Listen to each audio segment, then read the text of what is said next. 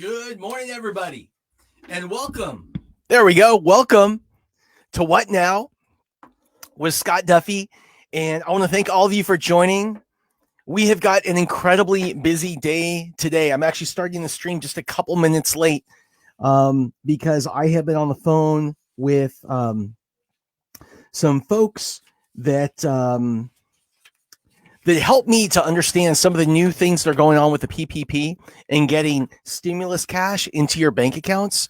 And it has been a really, really busy morning. This has been maybe the busiest morning that I can remember since the first week that this whole coronavirus thing started to lock this country down. Since really the week, I guess it was of March 9th, March 10th. There is so much going on. I have so much to share with you today, and I want to welcome you. If you're joining for the first time, please drop into the thread and write down your name, the industry you're in, and the biggest challenge that you're facing right now, so I can use that to help customize this show around each and every one of you. Also, I want to thank all of you who have been shooting me direct messages.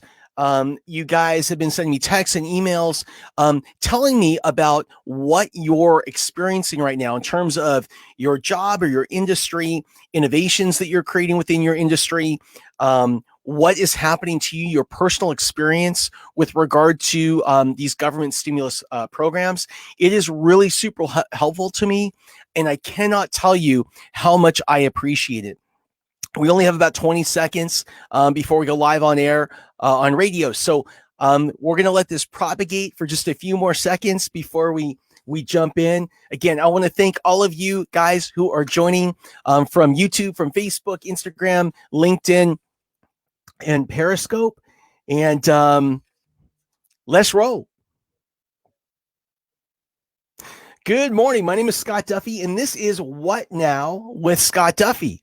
I want to welcome you from wherever you're listening. You can tune in each day at 10 a.m. Pacific time to watch the live broadcast on YouTube and Facebook, listen nationwide on Dash Radio throughout the day, or download the podcast. This show is for entrepreneurs, small businesses, and those thinking about starting their own company. It's for people affected by this economy. Maybe they lost their job, their business, they were furloughed, or they saw their consulting contracts disappear in a heartbeat. It's for people asking, what do I do now?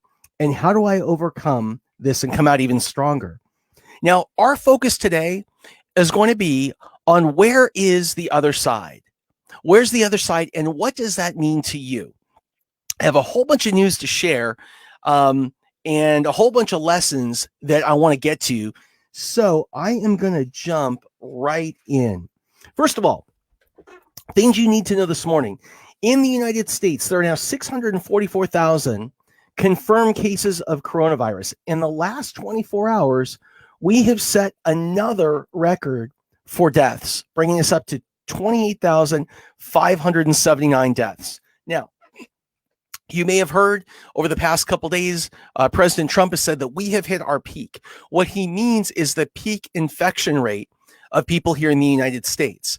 But as I've shared on this show, that after we hit our peak, we have a lagging indicator, which is a higher death rate. And the reason that we have a higher death rate is that you have people on ventilators and people who have really been struggling now for a period of weeks whose bodies give in.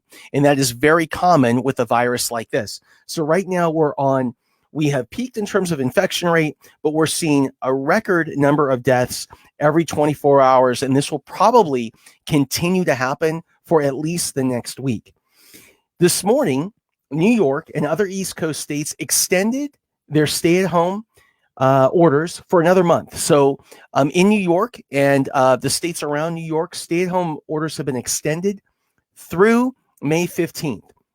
In Los Angeles, Mayor Garcetti has announced that there will be no big live events, no sports events, no concerts, no big gatherings, all through 2020 and sometime into 2021.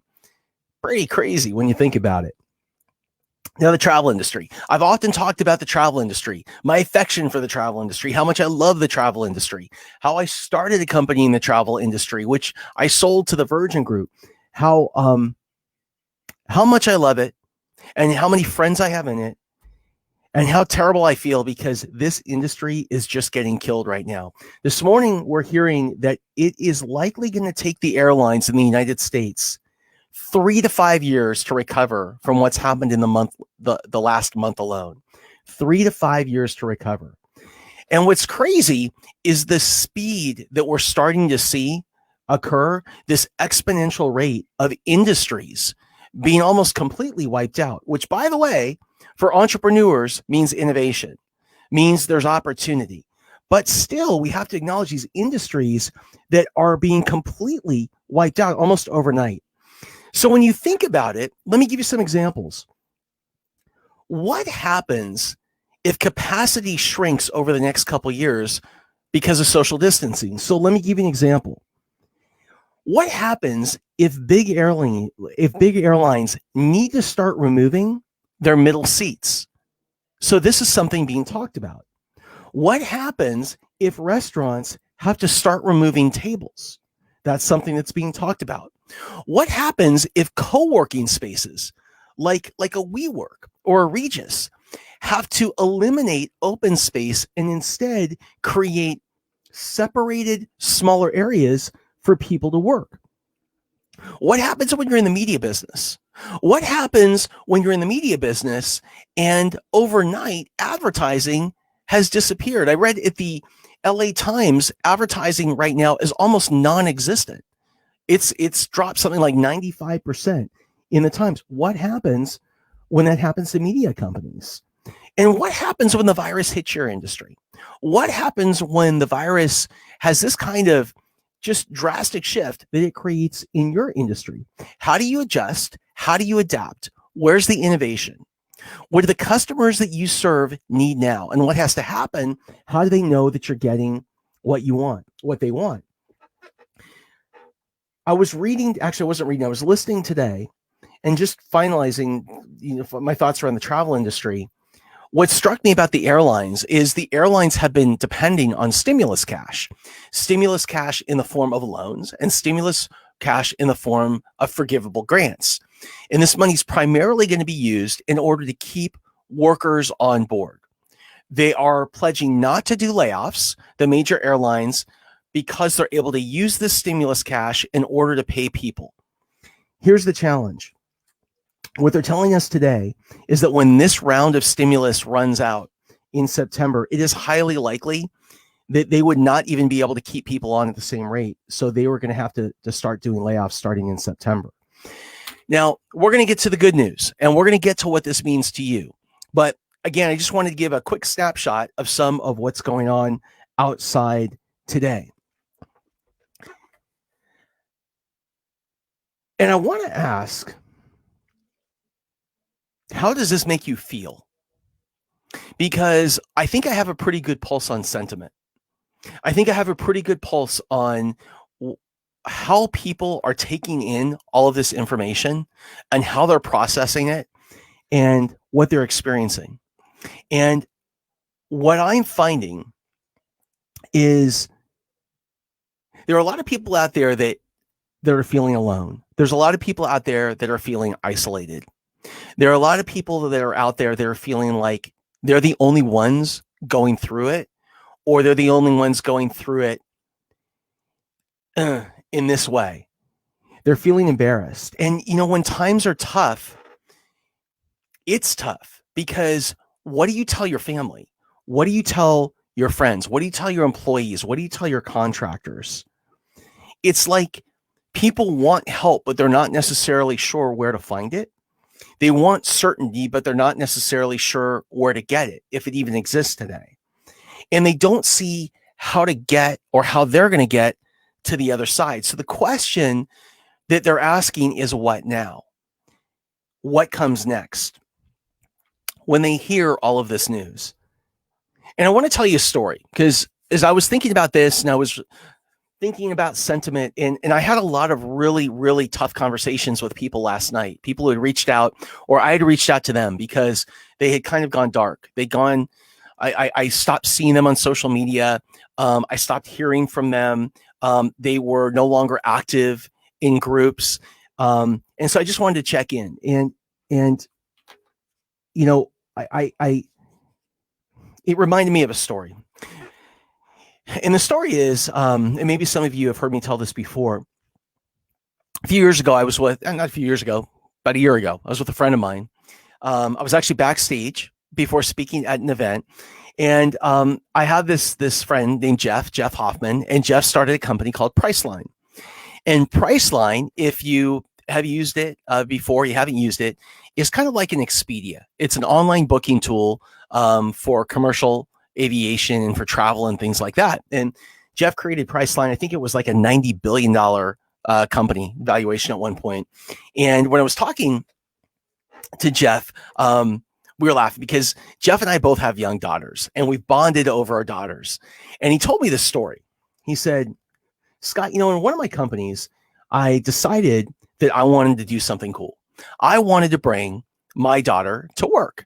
And so I created at this one company a single day where everyone was asked to bring, all employees and all contractors, bring your kids to work. And he said, so what happened was we get our kids. He said, I basically got my daughter. And that day she was really excited. And I got her in the car and I got her all buckled up in the back seat. And she looked at me in the front and she said, Dad, oh, by the way, his daughter's 5 years old. And if you know anything about 5-year-olds, this is their why phase. They ask why to everything. Why to everything. And so she gets buckled up. He's in the front seat. And she says, Dad, I have a question for you. What is the name of that piece of plastic that's between the front window and the back window of the car? Now that you think about this, you'll notice whenever you get into a car, on the inside between the front door and the back door, there's a piece of plastic that goes between the two. She said, Dad, what is that thing? What do they call it? And he said, I don't know. And she said, why? And he said, well, I don't know. And she said, why? I don't know why. And this went on and on and on until eventually Jeff said, honey, I don't know if there's a name for that thing. In fact, I don't think there is. And like any good 5-year-old, she looks back at him and she said, well, Dad, how do they know what to call it if they need to order more? And so he started to laugh and he puts it in drive and he starts to head to the office. So he's on his way to the office and she says, Dad, I have a question. How do they make carpet? And he says, I don't know. And she says, why? I don't know. Why? I don't know why. And this went on the entire way to the office. They get to the office and they walk through the front lobby. And there's these two big machines in the lobby. And they get to Jeff's office and she sits in his chair. And she says, Dad, I have a question. What are those two machines, those two big machines that are in the lobby? And he says, I don't know. And she says, why? I don't know why. And then he starts to ask himself, wait a second, why don't I know? So he calls his office manager and he says, what are those two big machines? And the office manager says, I don't know. Why? I don't know why. He said, here's what, Mr. Hoffman, I'm going to do this. I am going to find out the answer for you today. So the office manager asks around and nobody knows what they are or why they're there. And then he sends out an email to everybody on the floor and nobody knows why they're there. So then an email goes out to everybody. Why are they there? And nobody knows why. End of the day, he comes in. He says, Mr. Hoffman, I've got good news. I've got bad news. He says, the good news is that we can have those things picked up and removed today. The bad news is they're paper collators. They've been here for years and they just look so big and important that nobody knew what they were or bothered to ask why they're here. And so we've been paying for these things for 7 years and nobody uses them. And so Jeff came up with this idea. And think about this. Think about in your life, in your business, in your industry, and what you do as an entrepreneur. You're out there, you're doing your thing, and you do things that you think are important, but you don't necessarily know why, right? You've just been doing them for so long, they become the routine. In your industry, they just become the standard. They become what's normal. They just become the way we always did it. So Jeff decided to come up with an idea. The idea was to create 5-year-old Fridays in every one of his companies. And on 5-year-old Fridays, everyone's job was to get together and to get together as a group in your teams, in your divisions, and ask why you do every single thing that you do. Question everything, because what you did and the reason you did back then may not work today. And so the question, or the thing that I'm going to challenge you to do today, because today we're going to talk about what happens on the other side of this. How do we get to the other side of this? How do we start to see our way onto the other side of this? And the question I'm going to ask you to ask yourself is why? Looking around your industry, why do we do things the way we're doing them today? And what now? What now is the best way for us to move forward? And again, we get the answer to this what now by asking our clients, our customers, our prospects, what do you need now? What's most important to you now? And what has to happen? How do you know you're getting what you want? So again, I recommend that you implement your own 5-year-old Fridays at your kitchen table and figure out if the things that you used to do make sense going forward. Other news. So today, President Trump, and that's why this is our topic today, getting to the other side. Today, President Trump will announce his plan to reopen America. This plan is going to be based on a strategy created by the CDC and FEMA, which I started to outline yesterday. It provides guidance to state and local governments on how to ease mitigation restrictions like stay-at-home orders in a phased-out way to support a safe reopening. His goal is to get people back to work by May 1st. And again, I shared this with you yesterday. Of all 50 states and territories, we have about 20 states where the majority of this coronavirus, impact, infections, deaths has occurred.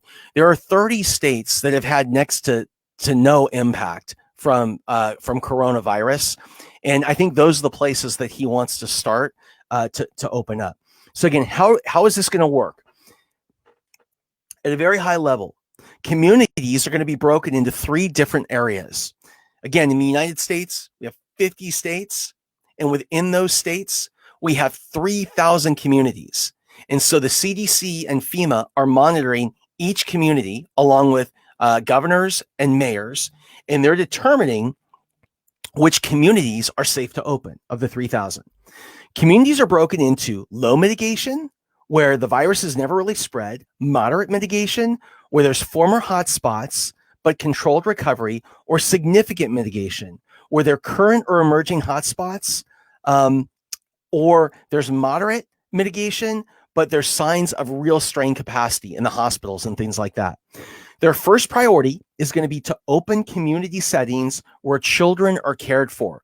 This is super important. They want kids to be cared for so adults can go back to work. So this includes a plan to open up schools, daycare, and things like that.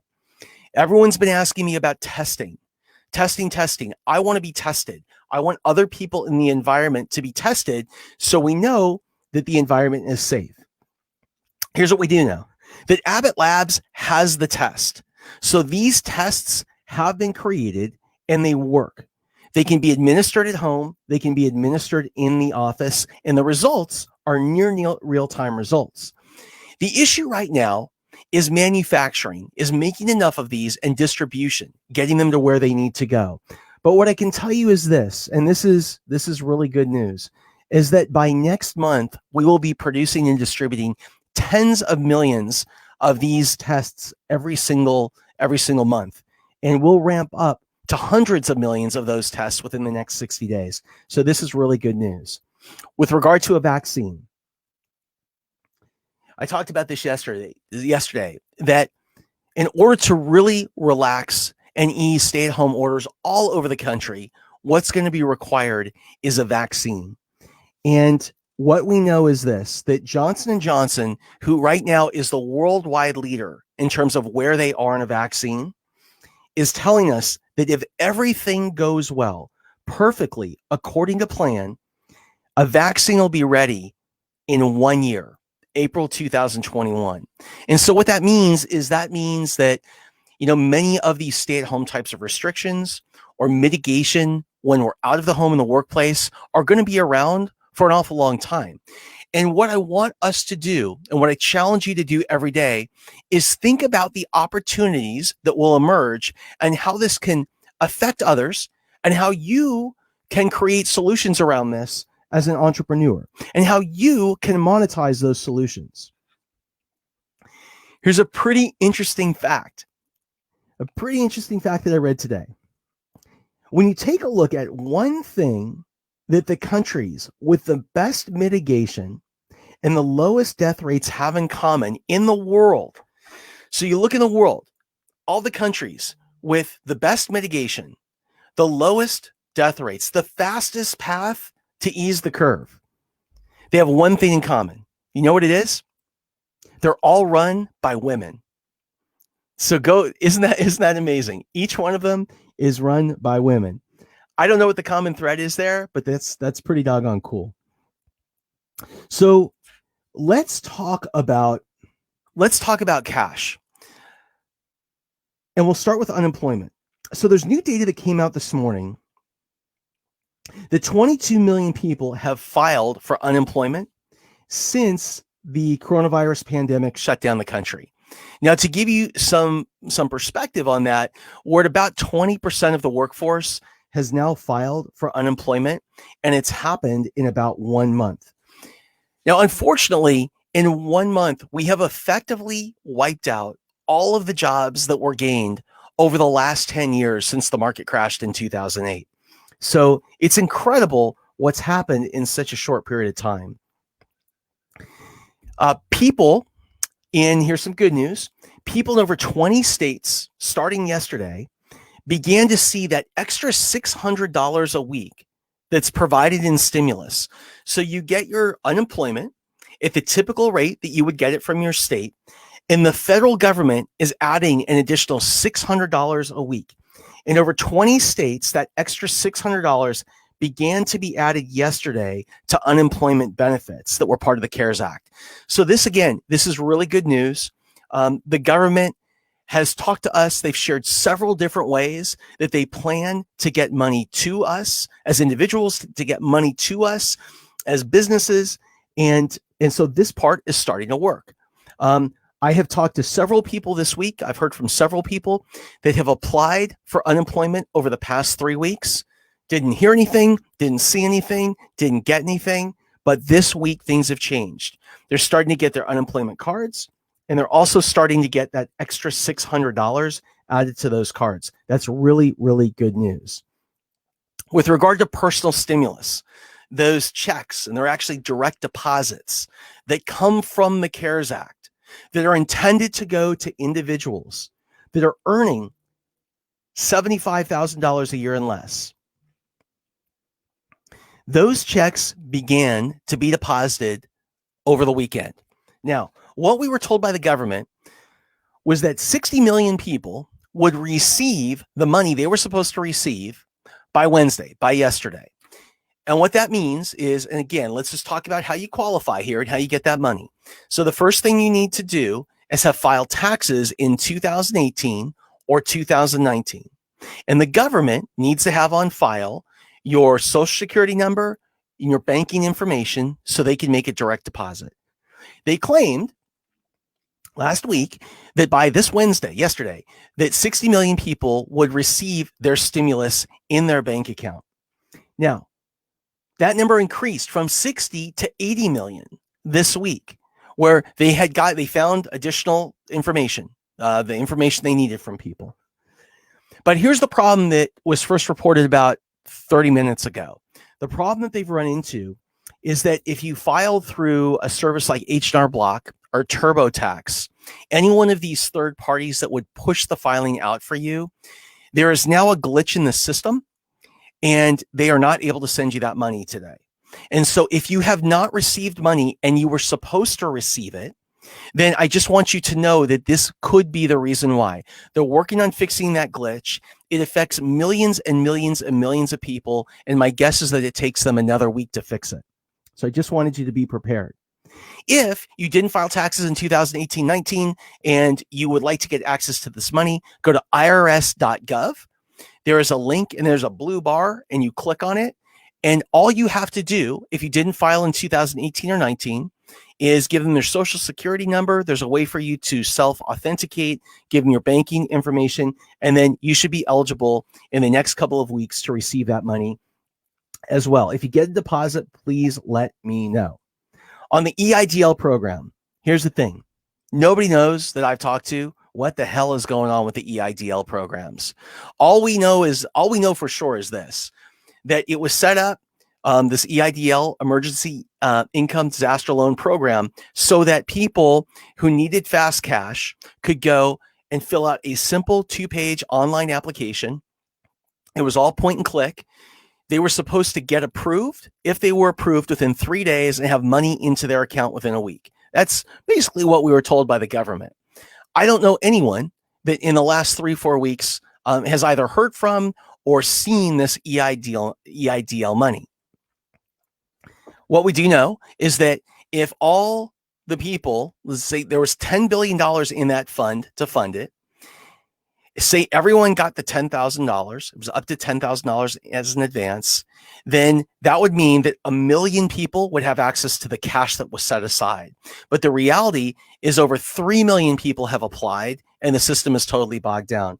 I'll tell you what I know about EIDL. There's nothing new to report there today. And finally, the PPP program. So you guys have been blowing up my phones today on this one. And here's all I can share with you. And it's this. With the PPP program, there have been over 1.6 million applications that have already come through. 1.6 million applications that have come through. Today, 100% of the money that was dedicated, that $350 billion, has been spoken for. And there is not a way at this point for the SBA to take in any more applications for the PPP program. What I can tell you is that of the people that have been approved, I know maybe 4 or 5 people that have been approved. I don't know one person that's received money. What I've heard is they've been told it'll be a couple of weeks. And I think that this is just I think that the government is trying hard to get money into people's accounts. But I think that this is a terrible breakdown on the government's part. Because number one, there isn't enough money in there to fund all of us small businesses. Number two, the system, the process for getting that money into our accounts appears not to be ready. It appears to be broken. And so people aren't seeing this money. And then the question is, how long can you hang on? How long can you hang on without getting this money? How long can you keep employees without getting this money? Here's what we know. As of yesterday, 70%, close to 70% of small businesses in the US say that if they don't get cash very quick, and very quick has a different definition, but very quick, they'll be out of business in 3 months. And most have 2 weeks worth of cash. So I'm really hoping that the government gets its act together, increases the amount of money that we have for this program, and is able to get that money into our accounts quicker. With that, I want to take a quick break, and I want to welcome people to the show. So if you are watching us live from YouTube or Facebook, you're on Instagram, you're on Periscope, you're listening across the country on Dash Radio, I want to welcome you to this program. If you're watching from social media and it's your first time, if you could drop your name in, the industry you're in, and the biggest challenge you're having, and your experience around receiving these government programs, if you could drop that into the comments, it would be super helpful. And I will do my best to answer your questions and share what you have learned. Good morning to you, Patrick Carney. Good morning, Kimberly. It is good to see you, Sarah, Aaron. Good morning, amigo. Jim Blakemore. It is good to see you. Tim Owens, Helen, Rob, Craig, Dea. It is so good to see all of you. Sita, Aaron Carter. It is really good to have you here today. Tim Moore, Bobby Joe. Now, interesting. So Bobby Joe is saying that you filed through H&R Block, and as you stated yesterday, you did receive the deposit. It was the incorrect amount, but it was deposit. So that is really interesting because the government has specifically called out H&R Block. The media specifically called out H&R Block as a company where they're having problems with this morning. So maybe it's possible that you were able to get it before the system broke. I don't know. Doesn't matter. That's awesome news, and I'm so happy that you that you got it. And Dea, it looks like you got a deposit yesterday of $1,000 on the stimulus in your bank account. So that is super cool. Super cool. Aaron Hagman, I'm crazy. I'm curious. Did you guys apply for the PPP program? And if you did, what was your experience so far? Again, everyone that I know that's applied, they've gone through the process, they've submitted, and they've been approved. Every one of them has done it through a community bank. So let's talk about how we get to the other side.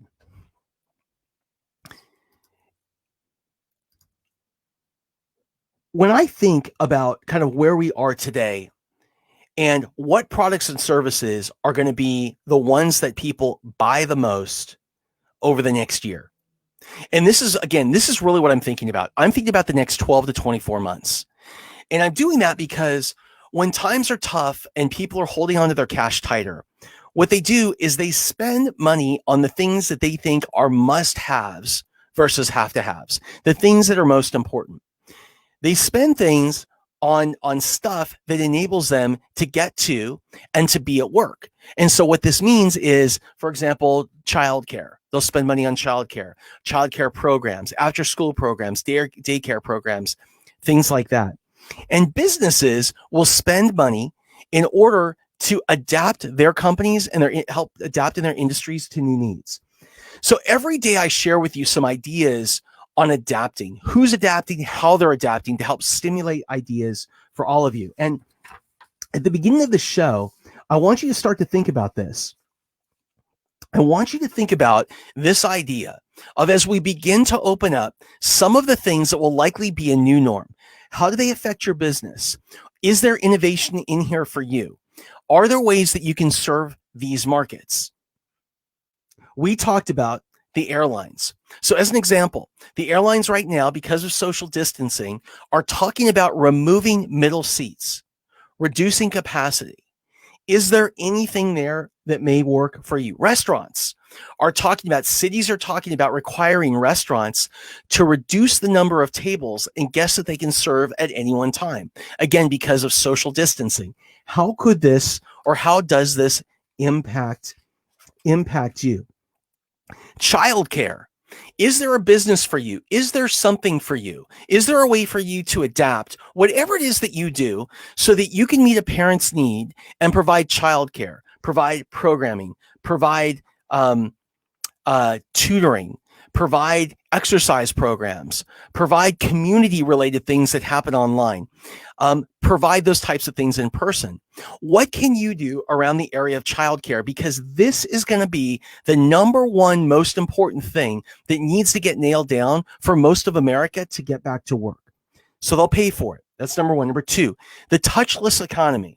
So we've talked about all kinds of different economies, but the touchless economy is going to be the new. People are not going to want to touch door handles. They're not going to want to touch elevator buttons. They're not going to want to touch keypads like when they're checking out of the grocery store. They're not going to want to touch stuff that other people have touched. Is there a way that you can participate in the touchless economy with whatever it is that you do? Or if you're pivoting, do you see an opportunity out there? Think about your experience out there in this touchless economy. Distance monitoring. So this is going to be a big thing. Monitoring is going to be huge. Monitoring of people that have or are immune to the coronavirus, COVID-19, or other things, other pandemics. Like right now is about really preparing for a new world that we're all entering. So distance monitoring is something that's going to become really hot. Now, I can tell you that there's a small study that's taking place right now at a Ford plant in the Midwest where a small group of workers are being given wrist monitors. And what happens is when they get within 6 feet of each other, their wrist monitors buzz to help teach them how to keep space between one another. And so the question is, as it relates to distance monitoring. Is there anything you can think of, anything in your space that may make sense? Let's talk about travel. I love travel. Now, the airlines have begun testing people before they get on flights. I don't know if you've flown recently. By the way, most of the air capacity has been cut 90%.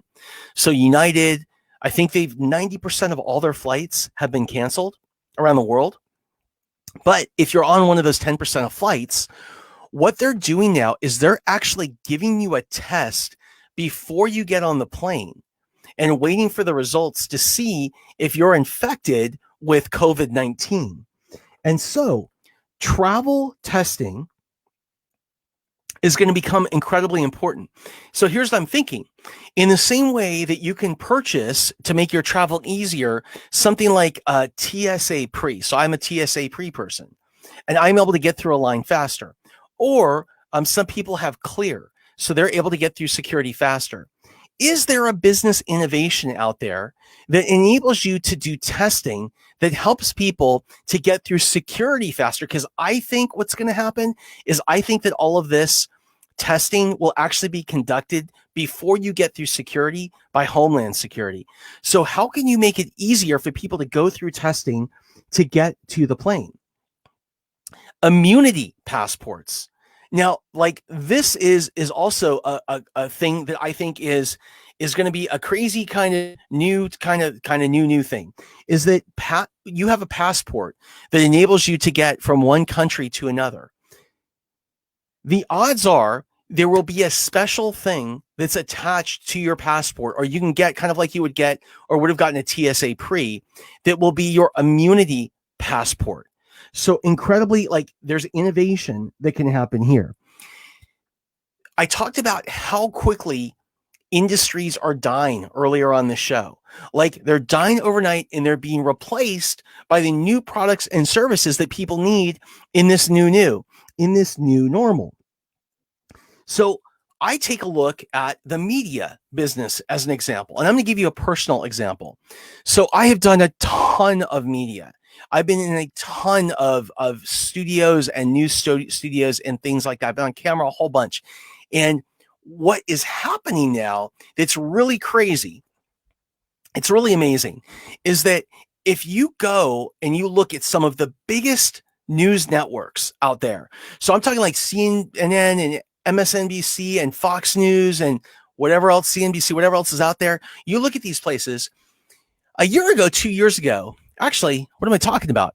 A month ago, you would go to these places and it was incredible. Like the setup, the number of cameras, the producers, the number of people that were there in support that, control the cameras, the stuff that went across the screen, all of that stuff.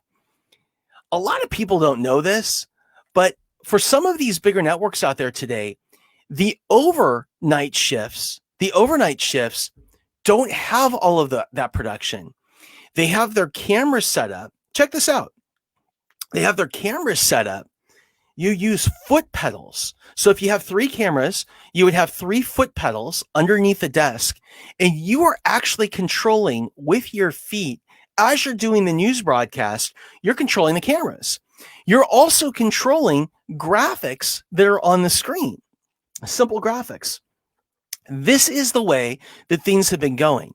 So now what's happening is you take a look at CNN as an example. CNN, they have, most people are at home. A lot of people are gone. Their broadcasters are at home and they've never done better. And so, you take a look at businesses like the media business. So I, as an example, I have gone on a crash course for a month on how to build CNN at my house. Right. So I have got now, you guys aren't seeing any of this yet, but you will really soon. So we have got audio boards.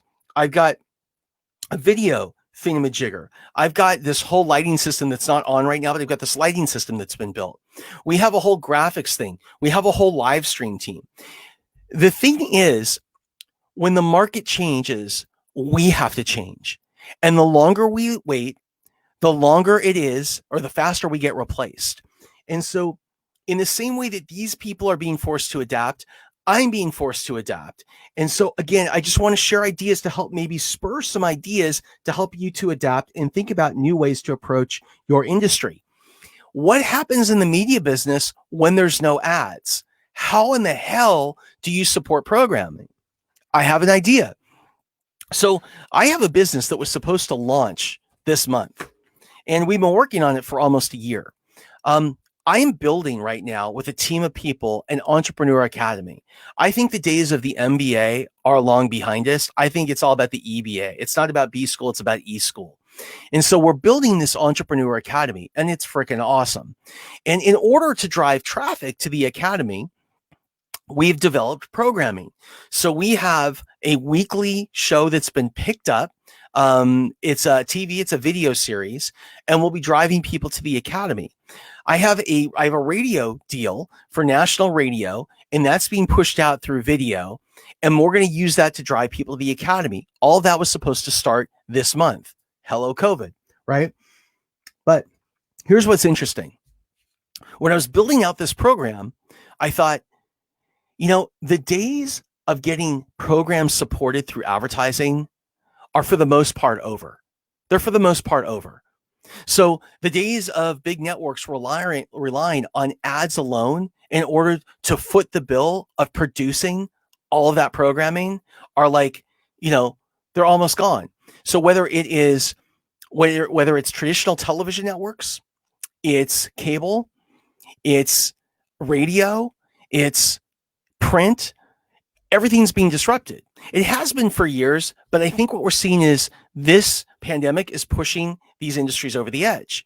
So what I said from the very beginning, I said this a year ago, is I don't care about advertising on my shows.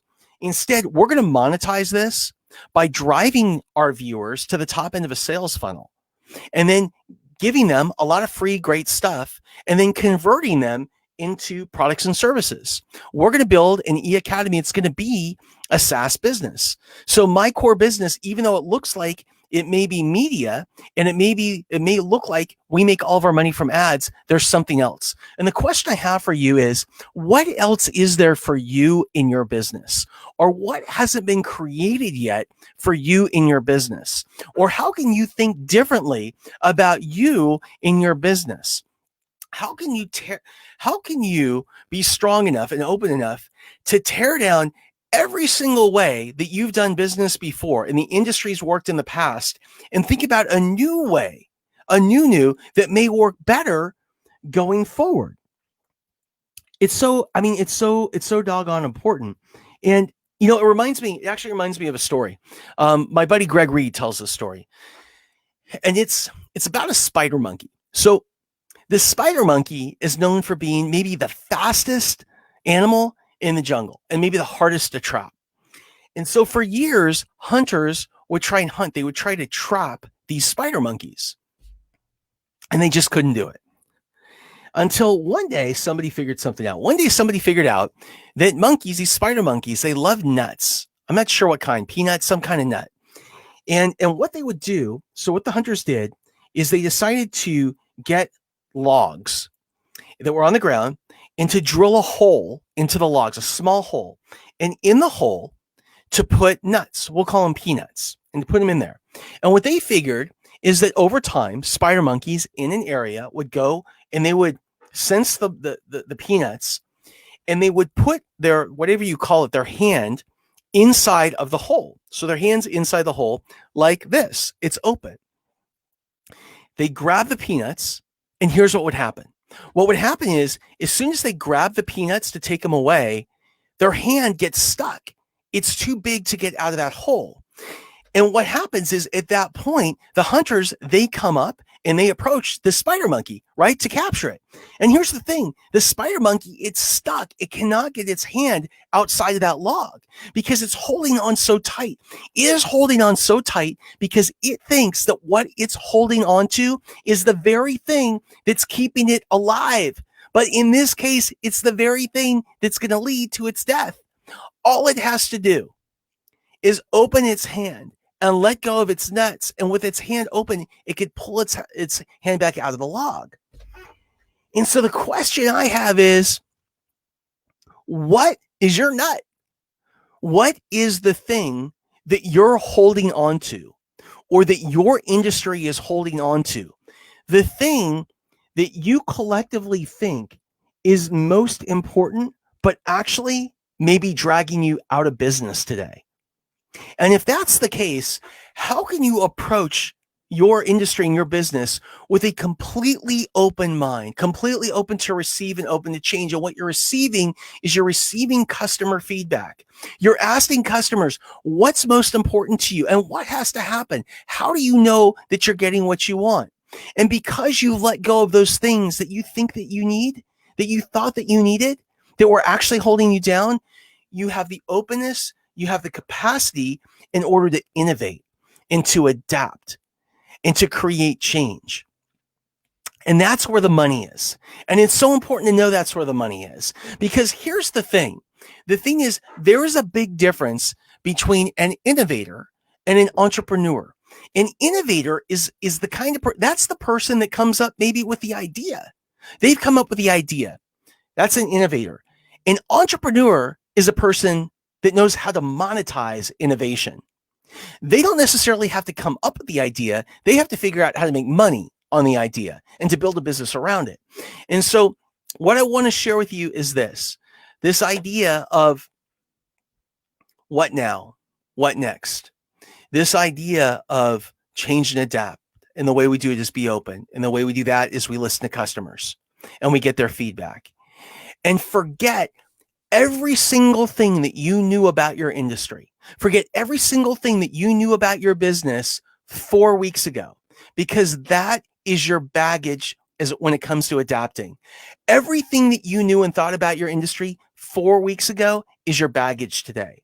If you truly want to come out the other side and you want to come out on top, the way that you do it is to forget it all and to come at it from a fresh perspective. One more way to think about it. I think I may have shared this story before. I have a good friend. He has a consulting business and he does coaching. And by the way, I don't know how big, anybody else's business is, but his coaching business is about $15 million a year. This guy's figured it out. And he's built 2 huge companies before this. And he did an exercise with 2 really successful guys. One of the people in the business, one of the 2 co-founders, was very resistant to change. This co-founder was really locked into the way his business did business. And he built a great company, he and his co-founder, because they stayed so focused and stayed so committed, and they really nailed it over a period of years. The other co-founder, he looked at the market and he saw change. And he looked at the market and then back at his business, and he said, you know what? If we don't innovate, we're going to die. And he couldn't get his partner over the hump. And so what he did is he had my buddy come in. And the buddy brought them both together in the conference room. And he looked at the partner that was resistant. And this was a setup. He said, so I'm here with your partner, and I'm the one that's supposed to break the news. And I wanted to share that your partner's leaving. He's decided to leave the business. I've seen your agreement. Maybe he can, maybe he's not supposed to do that. You can sue him, whatever, but he's going to leave the business. By the way, he is going to open up a competitor to this business, and he's already leased space. It's right across the street, but he's gone. And he's going to start from scratch. And what happened is the person that's resistant gets all nervous and things like that. And then what happens is there's the reveal, and the trainer says, well, okay, so I just wanted to kind of create that thing. That's a setup, but we're going to start an exercise now. And the exercise is together, both of you. If you were to forget everything that you knew, everything that you've done building this over the past 10 years, and you were to open this business from scratch today, how would you do it? And they completely rewrote a plan with an open mind. And what they learned is many of the things that they were doing, they were holding on to, like those nuts, they were holding on to those things. They didn't let go to. Those things today did not apply. Those things weren't going to work. And so it was an incredible lesson. And so the question I have for you is this. It's what now? What now in your business? What now in your field? And what is next? Before we wrap, because we have just a couple more minutes, I want to go back to your questions and to your comments. Again, if this is the first time that you've joined us, or you're here, somebody is a regular. If you could drop in your name, the industry you're in, the biggest challenge you're having, I would love to address any questions that you have. I'll tell you that over the past week, I get comments that come to me all in one place from the different social channels, and the app that does it is up and down. And so today I'm a little confused. I'm not seeing a whole bunch. So I'm trying to refresh my browsers in the background to take a look. So somebody's asking me here on YouTube about the PPP. And again, I just wanted to share real quick. If you didn't hear it earlier, the PPP program, the $350 billion stimulus that was created by the government as part of the $2 trillion CARES Act, was intended to get into the hands of small business. That program has had over 1.6 million applications so far that have been processed. And it is fully subscribed. So all of the money that was set aside has already been accounted for. Now, my understanding is not a lot of that money has actually been distributed, and nobody has a real timeline on when it will be distributed. There is no way for new applications to be taken by the SBA for this program. So they're working on extending the size of that 350 billion, maybe doubling it to 700 billion to allow them to process more loan and grant applications as part of this program tied to the SBA.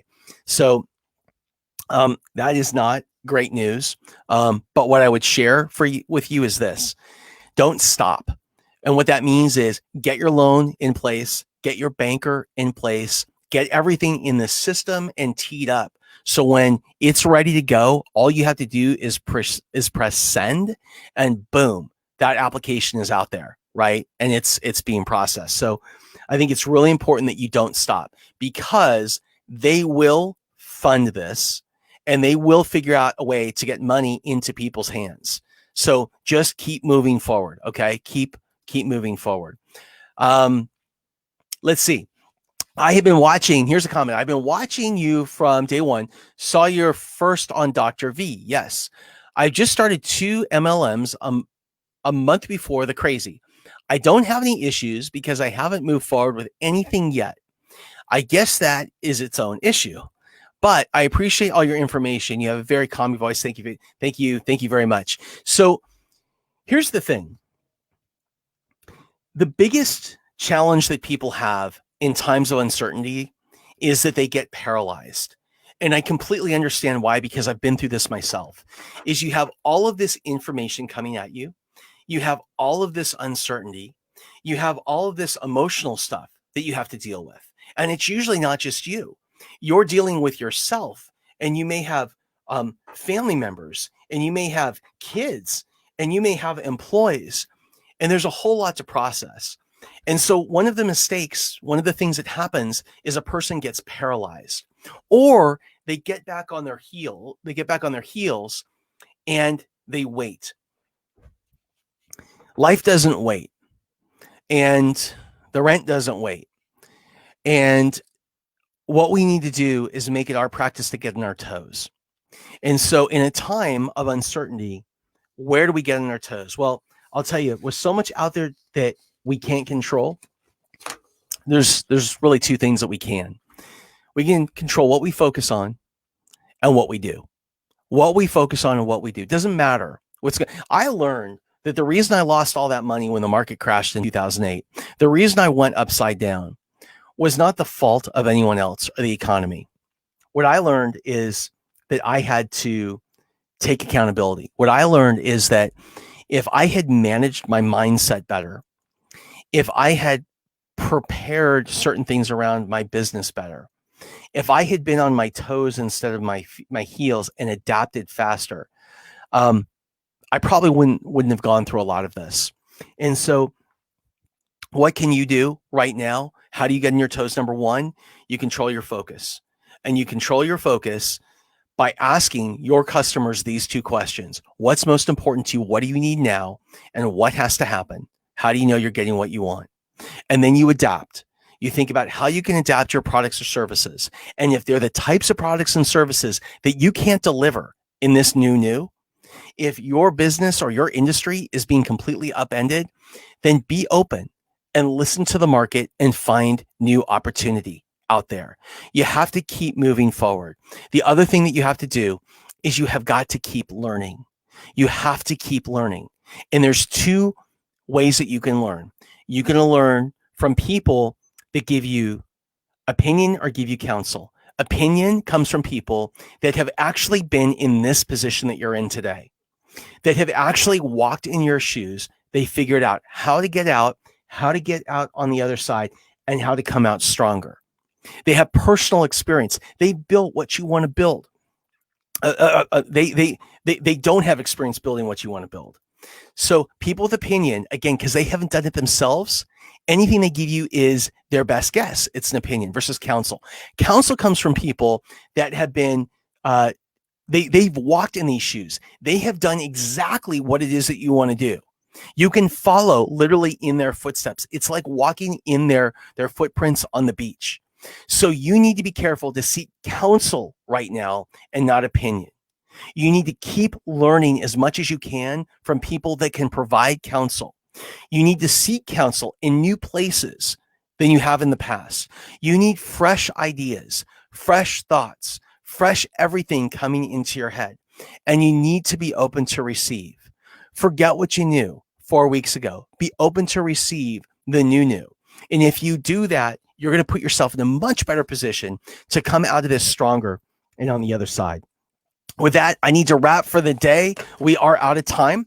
I want to thank all of you for joining. Whether you watched the live broadcast on YouTube and Facebook or you're listening nationwide on Dash Radio or downloading this podcast, I want to thank you for joining. This is What Now with Scott Duffy. Until we talk again tomorrow, I want to challenge you to ask yourself, what now? What comes next? And we'll talk about that tomorrow. You guys have a great day. Bye-bye.